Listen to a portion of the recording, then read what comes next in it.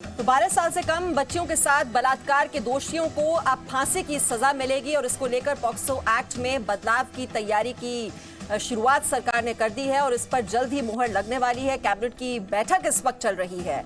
प्रज्ञा भूषण वरिष्ठ वकील इस वक्त हमारे साथ जुड़ी हुई हैं। प्रज्ञा जी, ये जो लूप होल्स हमेशा हमारे कानून में रहते हैं, भले ही उन्हें सख्त बना दिया जाए, आपको लगता है कि भले ही ये कड़ी सजा दे दी जाएगी तो भी इसमें कहीं ना कहीं लूप होल्स रह जाएंगे, उसका फायदा उठाने की कोशिश करेंगे अपराधी?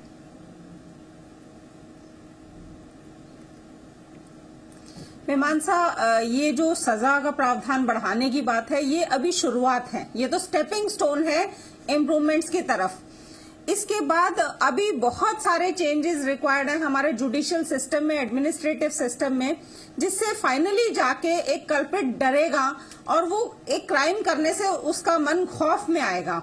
यहाँ पे पहला कदम है कि सजा बढ़ाई जाए।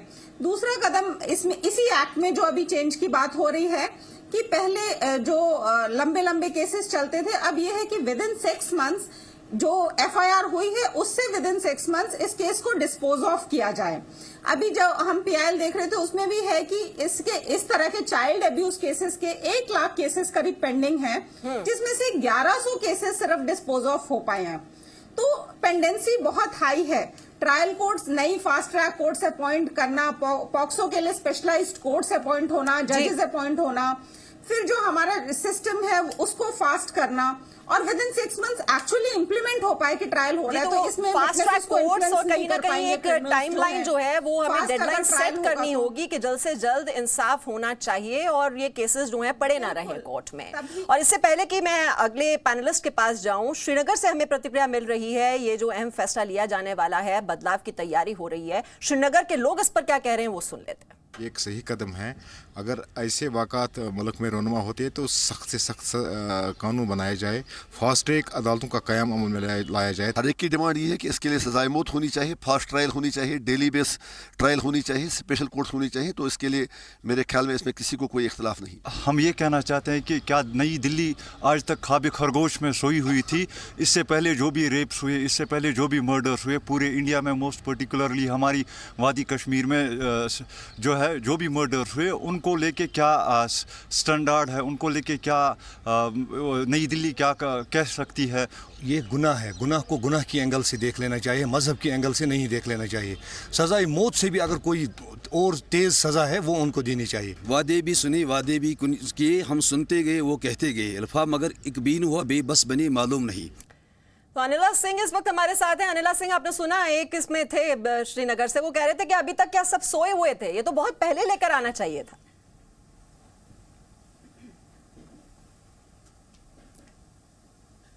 जी अनिला जी, मेरी आवाज आप तक पहुंच पा रही है?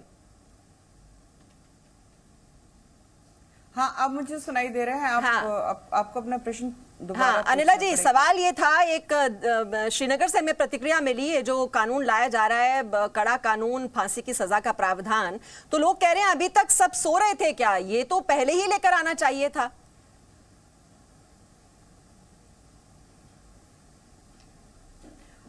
नहीं, बिल्कुल ठीक है। जिस प्रकार का एक रिएक्शन मिलना चाहिए वो बहुत जेन्युइन है और बहुत सारी चीजें पहले हो जानी चाहिए थी पर नहीं हो पाती है, समय के साथ साथ वो होने लगती है। और देखिए, देश के प्रधानमंत्री जी ने जो संदेश दिया है पूरे भारतवर्ष को, वो अपने आप में एक बहुत बड़ा संदेश है। जब ये कहा जाता है कि बलात्कार होता है, उसका राजनीतिकरण नहीं करना चाहिए। आज भी मैं आपके पैनल पे बैठकर मैं यहाँ पर कोई हिसाब किताब नहीं दूंगी कि किस साल में किस पार्टी के सत्ता के दौरान कितने बलात्कार हुए।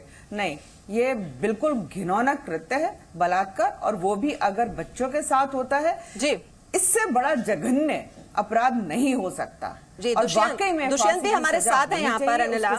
और जो बात आप कह रही है कि ये ऐसा मसला है जिस पर सियासत बिल्कुल नहीं होनी चाहिए, कतई नहीं होनी चाहिए। दुष्यंत नागर, इफ्स एंड बट्स तो इस केस में होने ही नहीं चाहिए। बलात्कार है तो सजा कड़ी से कड़ी। नहीं, इनमें सियासतों की कोई जगह और गुंजाइश नहीं रही है। 1 लाख से ज़्यादा चाइल्ड एब्यूज़ के केसेस, जैसे साथी पैनलिस्ट ने बताया है, ये संख्या बहुत ही, इसको सुन के हृदय को झटका लगता है। इनके निस्तारण के लिए सरकार अच्छा कानून बनाए और फांसी की सज़ा के साथ में स्पीडी ट्रायल के लिए प्रावधान रखना चाहिए, जिससे कि समाज में थोड़ा खौफ डर का माहौल बनेगा और हमारी बच्चियों को, हमारी बेटियों को सुरक्षा का एक कवर मिलेगा। जी, अनुजा हमारे साथ मनोवैज्ञानिक हैं इस वक्त मौजूद पैनल में। अनुजा, लेकिन साथ ही साथ ये कड़ा कानून तो ठीक है, लेकिन एक सेंसिटाइज करना, पब्लिक प्रोसिक्यूटर्स हों, चाहे वो आपके मेडिकल ऑफिसर्स हों, जजेस हों, वो इन रेप केसेस में बहुत ही जरूरी है, जिस पर शायद ध्यान नहीं दिया जा रहा है। और ऐसे कौन कौन से इश्यूज हैं जिनको एड्रेस करना बहुत जरूरी है? देखिए, जिसको हम लोग कहते हैं कि पब्लिक अवेयरनेस, साथ में जब हम बात करते हैं, बाहर से हम लोगों ने बहुत लॉज को भी लेकर आने की कोशिश करी है। अगर आप किसी चीज़ को डिटेरेंट करना चाहते हैं, लॉ बना दिया है, लॉ इज़ देयर और लॉ एग्जिस्टिंग भी है, पर क्या एग्जिस्टिंग होते हुए, जिसको हम बार बार कहते हैं इम्प्लीमेंटेशन के अलावा, आप ये भी देखिए कि अचानक से एक हीनियस क्राइम आ गया स्टार्टिंग से? नहीं, हीनियस क्राइम तक पहुंचने के लिए उस क्रिमिनल ने या उस ऑफेंडर ने या परपिट्रेटर ने क्या क्या चीजों को देखता रहा, एग्जिट प्लान कैसे बनाता रहा। तो क्या वो जो नीचे से ऊपर तक का जो उसका रास्ता और उसका जर्नी और जो उसकी सफर है, उसके अंदर कहां पर वो सारा जो एडमिनिस्ट्रेटिव बॉडी है उसका पूरा संज्ञान देना बहुत जरूरी था।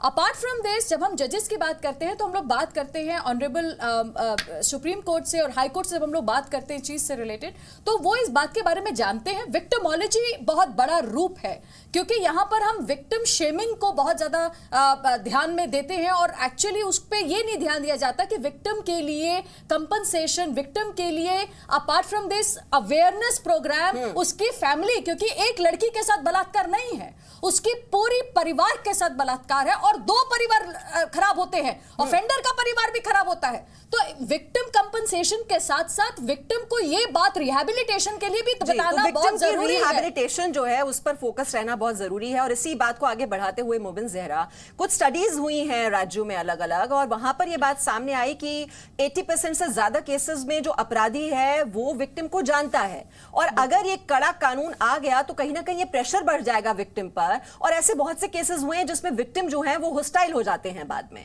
वो अपनी कंप्लेंट वापस कर लेते हैं इस डर से कि कहीं जो उनके जानने वाला है, उनका संबंधी है, वो फांसी पर लटक जाएगा। तो अंडर रिपोर्टिंग ऑफ केसेस, ये किस तरह से डील किया जाएगा? नहीं, देखिए मीमांसा जी, ये जो इतना बड़ा कानून सरकार ला रही है, या ये जो मुद्दा है, ये अगर आप कुछ साल पुराने सालों में चले जाएं, आप निर्भया कांड के वक्त की अगर आप बात करें, तो क्या अभी तक निर्भया को इंसाफ मिला है? मेरा ये भी सवाल है। दूसरी बात ये है कि कानून बनाना जो है वो सरकार का काम है, कानून सरकार बनाती है, लेकिन उसके साथ साथ जो जिनके लिए कानून बन रहा है, जो अनुजा कह रही थी, इम्प्लीमेंटेशन की बात करनी है, समाज में जब तक बदलाव नहीं आएगा, सोच में जब तक बदलाव नहीं आएगा। मैं इस कठुआ जो केस है, इस पर मैं थोड़ा सा रोशनी डालना चाहूँगी कि उस पर डिस्कशन नहीं हो रहा था, उस पर चाहे वो प्रो ग्रुप हो या ऑपोजिट ग्रुप हो, दोनों ग्रुप उस पर डिस्कशन कर रहे थे कि आप इसको पॉलिटिसाइज कर रहे हैं, ये इस मजहब से, लेकिन कहीं ना कहीं एक सेंसिटिविटी का जो लैक है वो सब पे है। जो आप उसके हक में भी अगर आप बात कर रहे हैं और उस इशू को उछाल रहे हैं, तो कहीं ना कहीं वहां पे भी आप सेंसिटिविटी आप नहीं रखते हैं। तो मेरा ये मानना है कि जो भी कानून बन रहा है वो वेलकम है, लेकिन उसके साथ साथ इम्प्लीमेंटेशन हम आप जैसे लोग करेंगे। हम महिला को अपने समाज में किस नजर से देखते हैं? बलात्कार को जो आपने बात कही कि मजहब के साथ जोड़ देना, फिर उस पर सियासी रोटियां सेकने की कोशिश, ये सियासी दलों को परहेज करना होगा। कौन कर रहा है? ये हम लोग समाज में हमारा जो माइंडसेट है उसको बदलना बहुत जरूरी है। माया सिंह, इसी बात को कि ये जो माइंडसेट है, ठीक है कड़ा कानून आप ले आएंगे, लेकिन वो दरिंदगी वाली सोच में बदलाव कौन लेकर आएगा, वो कैसे आएगा? देखिए, एक बहुत गंभीर विषय है जिस पर हम बात कर रहे हैं, और ये अब से नहीं, सदियों से परेशान है हमारी देश की महिलाएं और बच्चियां। निर्भया से पहले भी बलात्कार होते रहे हैं, उसके बाद भी होते रहे हैं, जैसा कि बोला गया। निर्भया तो को आज तक उसको इंसाफ नहीं मिला। अगर हम बात करें ये सारे जो क्राइमों की जड़ है, ये हमारी कानून व्यवस्था इस कदर लच्चर हो चुकी है, उसमें इतनी खामियां हैं कि वाकई में उसकी हमें ओवरऑलिंग की जरूरत है। जो पहला स्टार्टिंग बेसिक स्टेप होता है वो होता है पुलिस महकमा। पहला जो केस होता है इस तरह की, उसका जो केस का ही जो पोस्टमार्टम कर दिया जाता है, बिगाड़ दिया जाता है, प्रूफ और एविडेंस जो मिल जाते हैं, खराब होते हैं, वो उस डिपार्टमेंट से होता है। पहला सुधारीकरण वहां से शुरू होना चाहिए, क्योंकि सारा खासकर बलात्कार के केसों में आप कानून कितने भी ले आइए, लेकिन अगर लैक ऑफ एविडेंस हो जाएंगे, सबूत नष्ट हो जाएंगे, सब चीज खत्म हो जाएंगी, तो आप सजा किसको दिलाएंगे कानून न्याय प्रणाली से? दूसरी बात, न्याय प्रणाली पुलिस महकमे की कार्रवाइयों पर, उसकी जांच पर निर्भर करती है बहुत हद तक, और सारे केस का जो बेसिक यूनिट होती है वो होता है पुलिस महकमा। जब वहीं से प्रेशर इतना ऊपर रहता है, पॉलिटिकल प्रेशर रहता है, फाइनेंशियल प्रेशर इसको बोलेंगे, जिसको अंडर टेबल भी बोलते हैं, जो घर वाले अपने परिवारजन को बचाने के लिए देते हैं, वो प्रेशर बहुत बड़ा काम करता है। सबसे बड़ा मेजर भ्रष्टाचार बहुत ही लंबी चेन है और उस चेन में एक एक कड़ी को हमें स्ट्रॉन्ग करना होगा और तभी इंसाफ मिल पाएगा किसी पीड़ित को। बेसिक कड़ी अगर आपकी आभा सिंह भी बिल्कुल, आभा सिंह भी हमारे साथ हैं। आभा सिंह, आप यहाँ पर मेथड ऑफ इन्वेस्टिगेशन की बात कर लें, चाहे आप फोरेंसिक डिपार्टमेंट की बात कर लीजिए, कठुआ रेप केस में क्या हुआ? अब वो फोरेंसिक डिपार्टमेंट वहां पर स्ट्रांग नहीं है, दिल्ली भेजी जा रही है फोरेंसिक जांच के लिए सैंपल्स को। अब ये जब तक स्ट्रेंथन नहीं होगा पूरा सिस्टम तो इंसाफ में तो देरी होगी ही, और इंसाफ मिलेगा नहीं मिलेगा इसको लेकर भी एक सवाल निशान जरूर बना रहेगा। बिल्कुल, कन्विक्शन रेट तो अभी रेप केसेस में 28% है, मतलब 100 में 72 रेपिस्ट छूट जाते हैं। और इस वजह से होता है कि जैसे आपने कहा फोरेंसिक लैब्स नहीं है भी वहाँ पे, डॉक्टर्स नहीं है, सही ढंग से फोरेंसिक में एविडेंस प्रूव नहीं किया जाता। आरुषि के केस में आप देखिए वो छूट गए। अब इस केस में भी जो है, शीना बोरा के केस में भी प्रॉब्लम्स हैं, सलमान खान का केस आप देख लीजिए। तो ये बच्चों वाले केस में एनसीआरबी फिगर्स कहती है 82% इंक्रीज हुआ है 2015 से आज। 10,800 से ज्यादा क्राइम हुआ है रेप का बच्चों के अगेंस्ट। तो ये साफ दिखा रहा है कि कानून बच्चों को प्रोटेक्ट नहीं कर पा रहा है। तो डेथ पेनल्टी से कम एक खौफ पैदा होगा। और हम सिर्फ रेपिस्ट के ह्यूमन राइट्स की बात नहीं कर सकते, हमको ये दिखाना है कि कोई भी अगर मासूम बच्चे को रेप कर रहा है, मर्डर कर रहा है, तो उसको फांसी दी जाएगी, क्योंकि डिस्ट्रक्शन ऑफ एविडेंस का मामला आएगा, लेकिन उससे डर के हम फांसी नहीं देंगे, ये नहीं हो सकता। और रही बात कि घर के लोग अगर रेप कर रहे हैं तो उसमें माँ बाप को हिम्मत दिखानी होगी, उनको आगे आके एफआईआर लिखानी पड़ेगी, क्योंकि ये बात सही है कि आज जो रेप केसेस है 80 to 90% लोग नॉन होते हैं बच्चों के, 60 to 70% उनके रिश्तेदार होते हैं। तो हमको ये चीज कानून का जो कोई धर्म नहीं है शामिल और है, जो क्राइम है इट हैज नो कलर जी। और अनुजा हमारे साथ, अनुजा, लेकिन ये जो सिस्टम है हमारा पूरा, ये विक्टिम फ्रेंडली तो नहीं कहा जा सकता। नहीं, और इसीलिए अभी national law university Delhi Dwarka, we were also sitting on this panel। मैं मेंबर हूँ आपकी वर्ल्ड सोसाइटी विक्टिमोलॉजी की, जो तोक्यावा यूनिवर्सिटी जापान के है। और यहाँ पर हम लोग अब रेस्टोरेटिव जस्टिस के बारे में भी बात शुरू कर चुके हैं, जब घर से रिलेटेड और जुवेनाइल सिस्टम से रिलेटेड बात करी जा रही है, क्योंकि यहाँ पर प्रिजन का जो है अंडर ट्रायल सिस्टम भी आप दे सकते हैं। हम लोग यहाँ पर रिफॉर्मेशन की बात नहीं कर पाते हैं, क्योंकि आप ये देखिए कि जहाँ पर करेक्टिव के लिए भी अगर हम भेजते हैं करेक्टिव होम्स में, तो वहां पर उनके साथ दोबारा से उनको सेकेंडरी विक्टिमाइज, मतलब उनके साथ बलात्कार भी होता है, उनको उस पोजीशन पे लाकर, क्योंकि वो एक ह्यूमन ट्रैफिकिंग का भी रास्ता बन गया है। ऑडिट्स वहां नहीं होती हैं, चीजें नहीं है। तो आप ये देखिए कि जिनको हम इन बच्चे जो है, आपका हिंदू में एक उसके अंदर भी एक आर्टिकल है कि आधे से ज्यादा जो लोग हैं जो इस हीनियस क्राइम्स के अंदर आ रहे हैं, रेप के अंदर आ रहे हैं, वो फर्स्ट टाइम ऑफेंडर्स हैं। इसका मतलब है कि उनका हिस्ट्री शीटर नहीं है।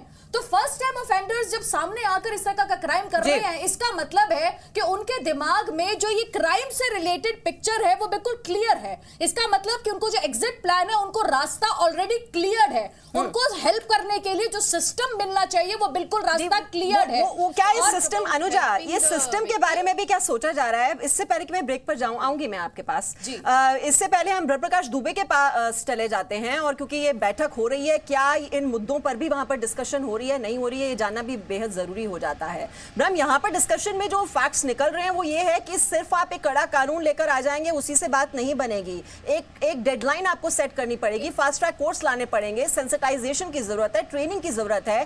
क्या इन पहलुओं को लेकर भी आज की बैठक में मंथन हो रहा है? एक चीज मैं इसके अंदर आपको और बताऊं, एक मिनट अनुजा, मैं अपडेट ले लूं, उसके बाद मुझे ब्रेक पर जाना होगा। मैं फिर आपके पास जो कैबिनेट की, जी बिल्कुल मीमांसा, मैं जो आपको बता दूं कि अभी भी कैबिनेट की बैठक जारी है और ये साफ तौर पर जो फैसला आएगा, इसके बाद जो पॉक्सो एक्ट में जो फैसला आएगा, संशोधन किया जा रहा है, जिसको कैबिनेट मंजूर करेगी। मैं आपको ये बता दूं कि सरकार पहले संकेत दे चुकी है कि सिर्फ इसमें ये मैक्सिमम सज़ा का प्रावधान ही नहीं किया जाएगा, बल्कि जो भी प्रक्रियागत सुधार होना है, यानी तेजी से सजा कैसे मिले, उस पूरी प्रक्रिया में कहीं ना कहीं बदलाव देखने को मिलेगा। जब ये जैसे ही संशोधन पास होगा, सरकार इसका अनाउंसमेंट करेगी और इसके बाद जब मॉनसून सेशन में संसद में भी इसको बाकायदा पास कराया जाएगा। तो इसमें सरकार की तरफ से संकेत यही है कि सिर्फ इसमें मैक्सिमम जो सजा का प्रावधान है, डेथ पेनल्टी, सिर्फ वो ही नहीं किया जाएगा, जहां जहां लूपहोल्स हैं उनमें भी हमें सुधार देखने को मिलेगा इस जो ये अभी संशोधन होगा उसमें। मीमांसा, चलिए आपके पास लौट कर आते हैं और आप वहां पर बैठक पर नजर बनाकर रखें। तो जैसा कि ब्रह्मप्रकाश दुबे वहां से जानकारी दे रहे हैं कि सिर्फ कड़ी सजा का प्रावधान ही इसमें नहीं जोड़ा जाएगा, जो बदलाव है वो किस तरह से पूरे सिस्टम की ओवरहॉलिंग की जाए, उसको लेकर भी अलग अलग मुद्दों पर कैसे आगे बढ़ा जाए, कैसे इस पूरी प्रक्रिया में सुधार लेकर आया जाए, इस दिशा में आज की बैठक में सोचा जा रहा है।